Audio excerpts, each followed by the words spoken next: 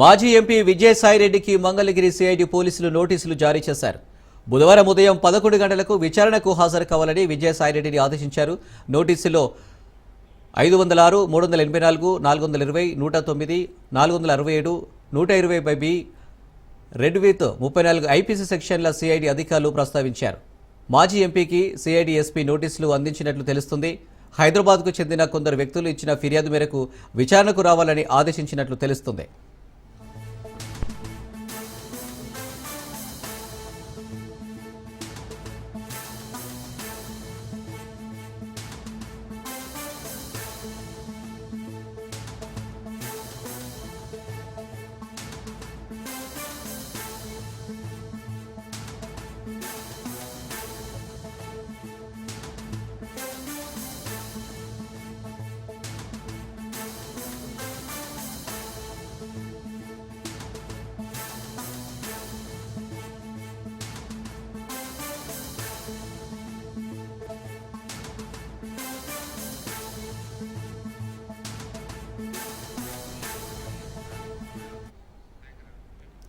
రెడ్డిగా దీనికి సంబంధించి మరిన్ని డీటెయిల్స్ క్రాంతి అందిస్తారు. క్రాంతి.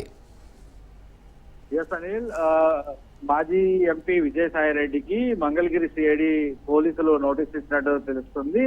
ఎల్లుండు విచారణకి రావాలి, హాజరు కావాలంటూ కూడా నోటీస్ లో పేర్కొనడం జరిగింది. అయితే ఆ నోటీస్ లో ప్రత్యేకంగా సెక్షన్ల 506, 384, 420, 109, 467, 120B, రెడ్ విత్ 34 బిఎన్ఎస్ సెక్షన్ల కింద ప్రస్తావన ఇస్తూ దీనికి సంబంధించి విజయసాయిరెడ్డికి నోటీస్ ఇచ్చినట్టు కూడా తెలుస్తుంది. అయితే గతంలో ఏదైతే అక్రమ బియ్యం సంబంధించి తరలింపు కేసు రావచ్చు, అదేవిధంగా కాకినాడ సీపోర్టుకి సంబంధించిన వాటాల బదలాయింపు, కేవీ రావుకు సంబంధించిన ఫిర్యాదు ఆధారంగా అటు సీపోర్టు అదేవిధంగా కాకినాడ సెజ్ చైర్స్ కి సంబంధించి ఈ కేసుల అంశాల మీదే అటు విజయసాయిరెడ్డికి నోటీసులు ఇచ్చినట్టు కూడా కొంతమేర సమాచారం ఉంటుంది. అయితే ఎల్లుండు విచారణకి హాజరు కానున్న నేపథ్యంలో విజయసాయిరెడ్డి ఎల్లుండు విచారణకి హాజరవుతారా లేదా నోటీస్ కి ఎలాంటి రిప్లై ఇస్తారు అనే దానికి సంబంధించి కొంత వేచి చూడాల్సిన అవసరం అయితే ఉంది. ఇప్పటికీ నోటీసుల పట్లకు సంబంధించి విజయసాయిరెడ్డి దగ్గర నుంచి ఎలాంటి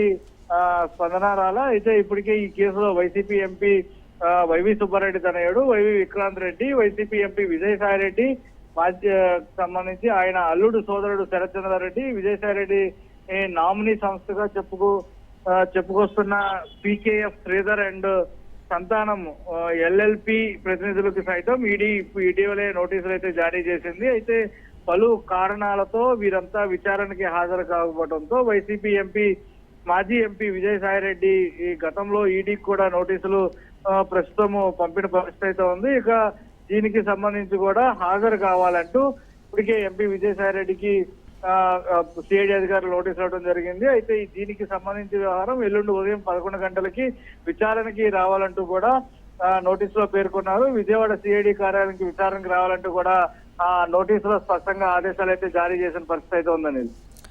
రైట్ క్రాంతి, థ్యాంక్ యూ.